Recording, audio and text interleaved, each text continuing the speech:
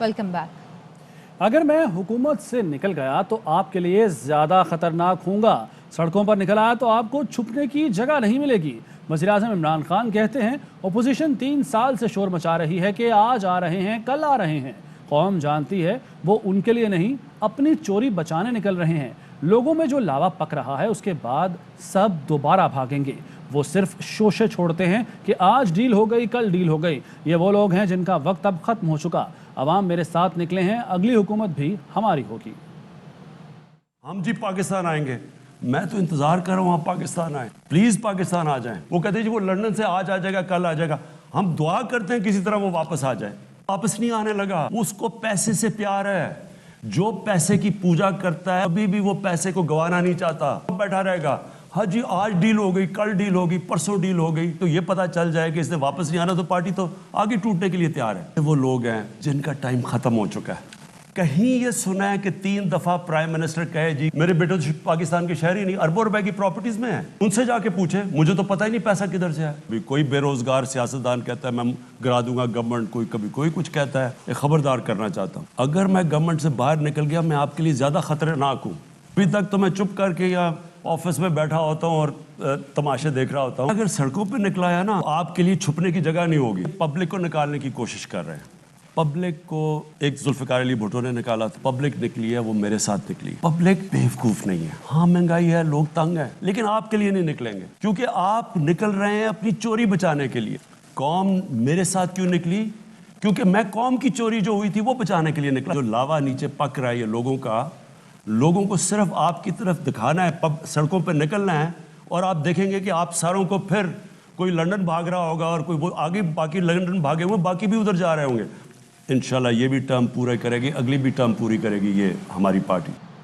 इक़्तिदार से निकालने पर ख़तरनाक होने की धमकियां गीदड़ भभकियां हैं। मरीम नवाज़ का वज़ीर आज़म की तकरीर पर रद्द-ए-अमल। कहती हैं हुकूमत को 4 साल हो गए और इमरान खान अभी तक रो रहे हैं। लगता है इमरान खान ने शिकस्त कबूल कर ली है। आप नवाज शरीफ नहीं जिसके पीछे अवाम खड़े थे, ना ही आप बेचारे और मजलूम हैं। इमरान खान साजिशी हैं, मकावाते अमल का शिकार हुए। अब रोने धोने ड्रामा करने का कोई फ़ायदा नहीं। सामान उठाएं और चलते बने। जिन कार्टल्स की शिकायत कर रही हैं वो आपके दाएं बाएं जानिब के माफिया हैं जिन्होंने 220 मिलियन लूटे। वो आपका किचन चलाते हैं। जितनी देर आप इक़्तिदार से चिपके रहेंगे अवामी मुश्किलात में मज़ीद इजाफा होगा। अब आपकी हकीकत दुनिया के सामने आ गई है तो अदलिया पर इल्ज़ाम न लगाएं। आपने शरीफ ख़ानदान और नून लीग के ख़िलाफ़ जो मुकदमात बनाए वो झूठे थे। आपके पास सिर्फ आपका इंतकाम और इंतकाम है।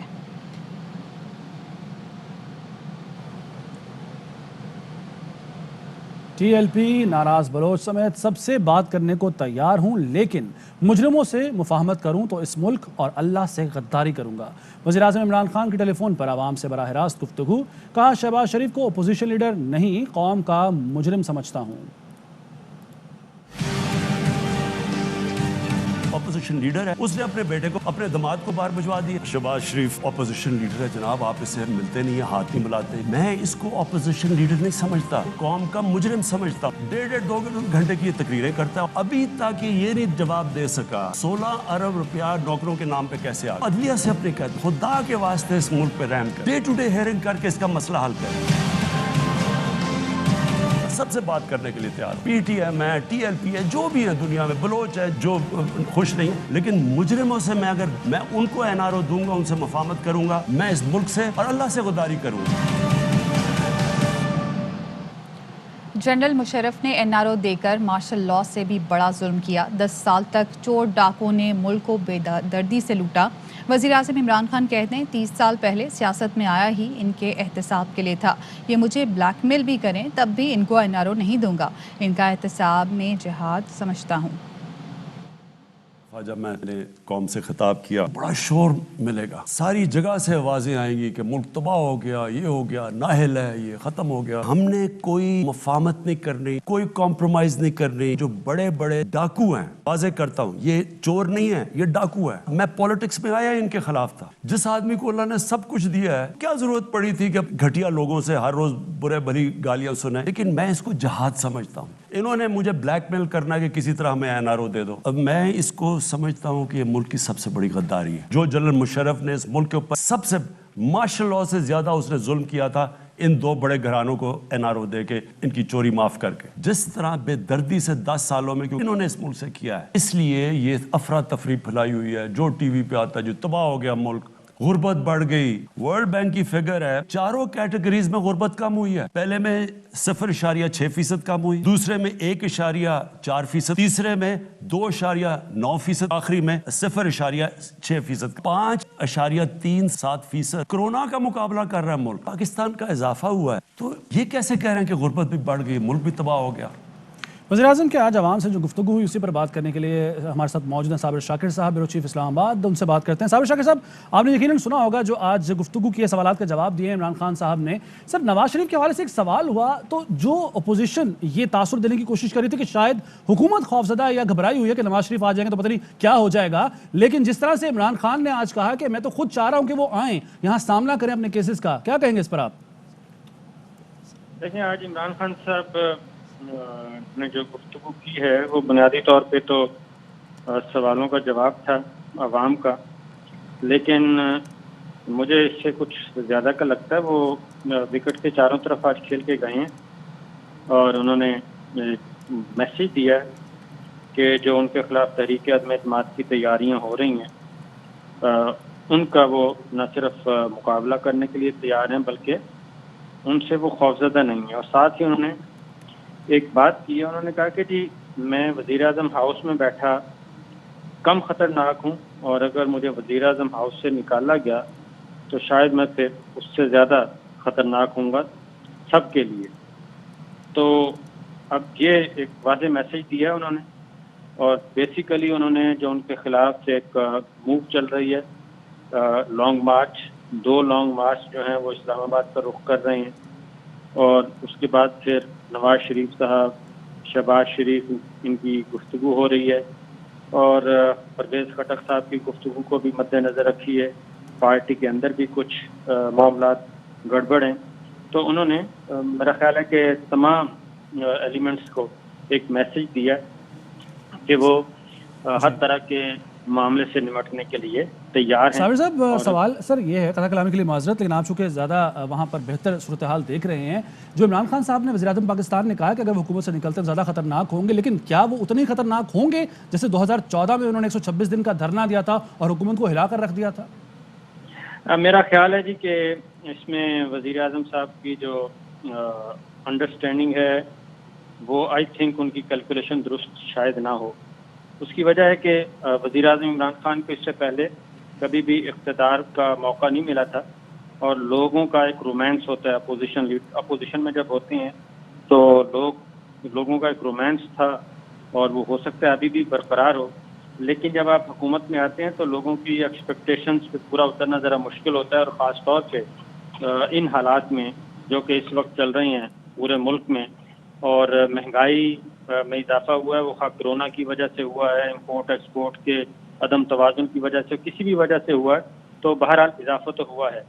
اور لوگ توقع کرتے ہیں کہ جس 2 سیاسی جماعتوں کو ریجیکٹ کر کے انہوں نے وزیر اعظم عمران خان پہ بھروسہ کیا اور ان کو وزیر اعظم بنایا, اور اب 4 سال مکمل ہونے کو ہیں, اور اس لیے میرا خیال ہے کہ وہ رومانس یا وہ شدت جو ہے, جذباتی وابستگی جو حکومت میں آنے سے پہلے تھی عمران خان صاحب کے ساتھ عوام کی, وہ اس طرح کی جذباتی وابستگی شاید اب نہ ہو, کیونکہ بہت سارا ووٹ جو ہے وہ سوئنگ کیا تھا. اپوزیشن سے, مسلم لیگ نواز سے, پیپلز پارٹی سے, MQM سے, مختلف جماعتوں سے, چھوٹی جماعتوں کا, وہ سارا ووٹ انہوں نے ڈال دیا تھا وزیر اعظم عمران خان کو, اور ان کا خیال تھا کہ عمران خان جو ہیں وہ آ کے ملک کی تقدیر بدلیں گے, ان کے مسائل حل کریں گے.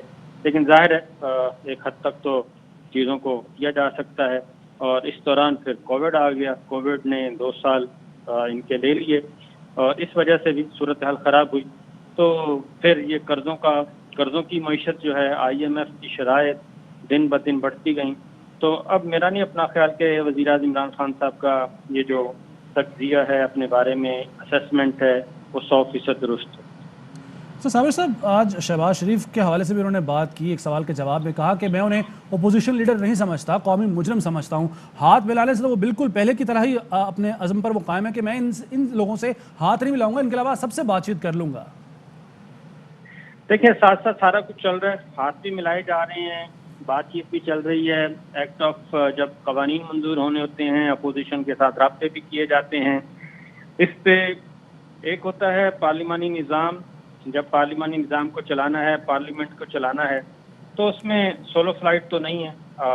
دوسری بات ہے کہ کولیشن گورنمنٹ ہے، اور کولیشن گورنمنٹ میں ہم نے دیکھتا ہے ہر ایکٹ قانون بجٹ ہوتا ہے منظور، تب پرائم منسٹر کو کرنا پڑتا ہے سودا، اور لوگوں کے نخرے برداشت کرنے پڑتے ہیں. پھر راتوں رات ڈیولپمنٹ فنڈس کا اجرا ہوتا ہے اور وعدے کیے جاتے ہیں، ایگریمنٹس ہوتے ہیں، پھر بجٹ ریلیز کیا جاتا ہے ڈیولپمنٹ فنڈ کی صورت میں.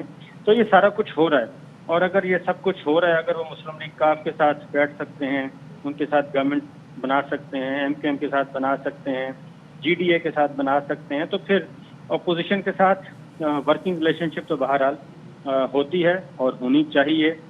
باقی احتساب کا عمل ہے وہ عدالتوں کا کام ہے، قانون نافذ کرنے والے اداروں کا کام ہے، انویسٹیگیشن ایجنسیوں کا کام ہے، وہ ساتھ ساتھ چلتا رہتا ہے.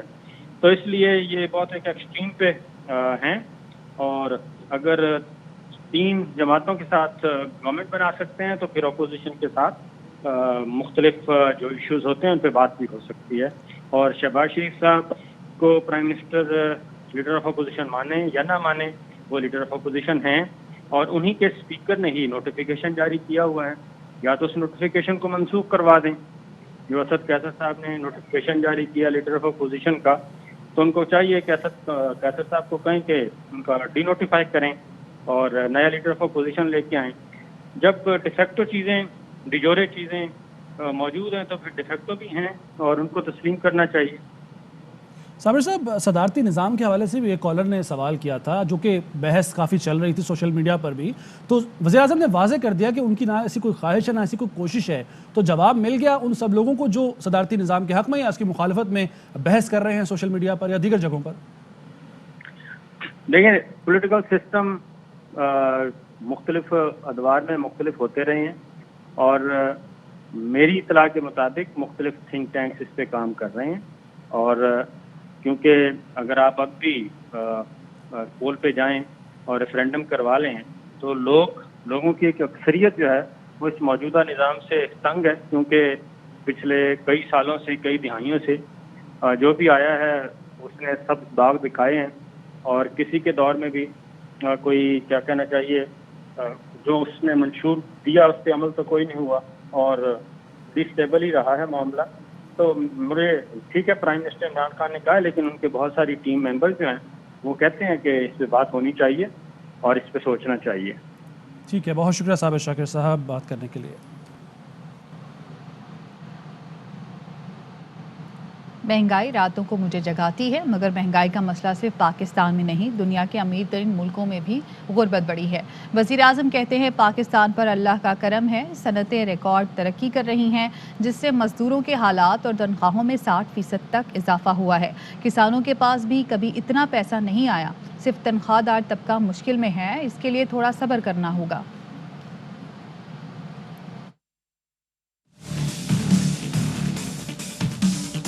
ایک چیز جو مجھے راتوں کو جگاتی ہے وہ صرف مہنگائی. جب روپیہ گرتا ہے تو جو چیزیں ہم امپورٹ کرتے ہیں مہنگی ہو جاتی. کورونا کی پینڈیمک 100 سال میں اتنا بڑا کرائسس آیا، ساری دنیا میں غربت بڑھی ہے. کیا پاکستان میں صرف مہنگائی؟ وہ ملک جو ہمارے سے امیر ترین ملک ہے ان کے اوپر کیا گزر رہی ہے؟ امریکہ 40 سال میں سب سے زیادہ مہنگائی ہے، 20 سال میں جاپان میں مہنگائی آئی، 30 سال میں سب سے زیادہ برطانیہ کے اندر مہنگائی ہے. پاکستان کے اندر اللہ کا کرم ہے، ہماری انڈسٹری سب سے زیادہ پرفارم کر رہی ہے، مزدوروں کے حالات بہتر ہوئے ہیں. بھی کسانوں کے پاس اتنا پیسہ نہیں آیا. 73% ان کی آمدنی میں اضافہ ہوا. ٹیکسٹائل کے لیبر نہیں ملتی، سکل لیبر نہیں مل رہی، ان کی تنخواہیں 40 سے 60% بڑھ گئی. بوم آئی ہے جو کنسٹرکشن کے اندر، ان کی بھی تنخواہیں اوپر گئی. صرف تنخواہ دار طبقہ، ان کو اس وقت مشکل. اس کے لیے تھوڑا آپ کو صبر چاہیے ہوگا. عمران خان کی آج گفتگو نہیں بلکہ توسیع کی درخواست تھی. ترجمان مسلم لیگ نون مریم اورنگزیب کا وزیر اعظم کے بیان پر رد عمل. کہا جس کی نوکری نوٹس پیریڈ پر ہو وہ शहबाज शरीफ को याद करेगा। वज़ीर-ए-आज़म की तकरीर एक हारे हुए मायूस शख्स के जज्बात का इजहार था। इमरान साहब घबराने का नहीं, अब घर जाने का वक्त है। 4 साल में कुछ किया होता तो नवाज शहबाज शरीफ न करना पड़ता। नवाज शरीफ मुस्कुराता रहेगा, इमरान साहब रोते रहेंगे। रोएं, चीखें, जो मर्जी कहें, घर जाने का वक्त हो गया है। इमरान साहब बहुत नवाज शरीफ शहबाज शरीफ हो गया, अब घर जाएं। खबरें और भी हैं, लेकिन यहाँ वक्त हुआ है एक ब्रेक का। Welcome back. मुल्क की तारीख में सुप्रीम कोर्ट की पहली खातून जज जस्टिस आयशा मलिक कल हलफ उठाएंगी। चीफ जस्टिस पाकिस्तान गुलजार अहमद जस्टिस आयशा मलिक से ओहदे का हलफ लेंगे। जुडिशल कमीशन के इजलास में चीफ जस्टिस गुलजार अहमद ने सुप्रीम कोर्ट में पहली खातून जज के लिए जस्टिस आयशा मलिक का नाम तजवीज़ किया था।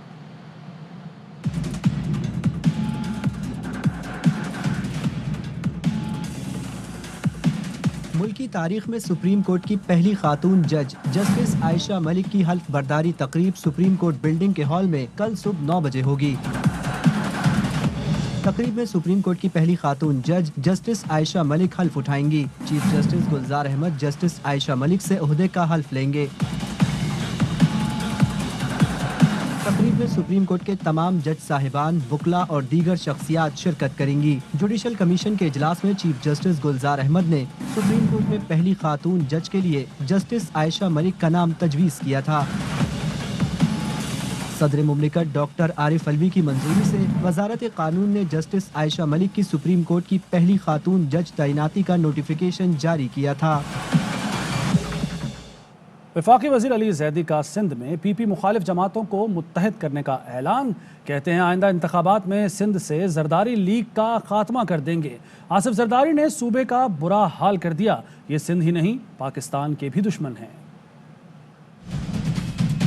आसिफ जरदारी गॉडफादर है, ऐसे स्माइल करके बैठता है जैसे कि कोई पता नहीं है कुछ नहीं। और वो मुराद अली शाह उसने मुंशी रखा हुआ है और उसने हवारी रखे हुए अपने, जो आके उल्टी सीधी बातें टीवी के ऊपर करके झूठ बोलते हैं। पूरी की पूरी पुलिस इन्होंने अपनी प्राइवेट आर्मी बनाई हुई है। ये बादशाह बन के बैठ गए। इस तरह ये मुल्क नहीं चल सकते जिस तरह ये चलाना चाहते हैं।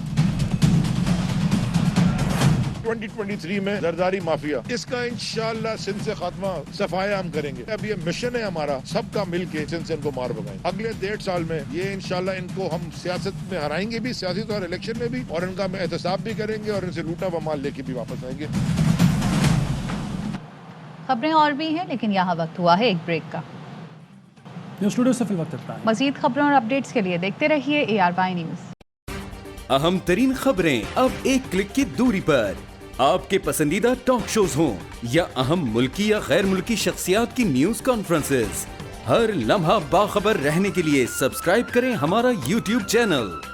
मौसम की सूरत हाल हो या खेल के मैदान से खबरें, अपने मोबाइल फोन से मुल्की और बैनुल-अक़वामी अहम खबरों तक रसाई के लिए डाउनलोड कीजिए मोबाइल ऐप। बावसूख ज़राए से मुसद्दिक़ा खबरों, तज्ज़ियों और तबसरों से मुस्तफ़ीद होने के लिए विजिट कीजिए पाकिस्तान की सबसे बड़ी न्यूज़ वेबसाइट www.arYnews.tv। इन सब के अलावा पाकिस्तान का सबसे बड़ा फेसबुक पेज हो, सबसे बड़ा न्यूज़ इंस्टाग्राम अकाउंट या फिर ट्विटर, ARY न्यूज़ पहुंचा रहा है खबरें सबसे पहले आप तक, ताकि आप रहें हर लम्हा बाखबर।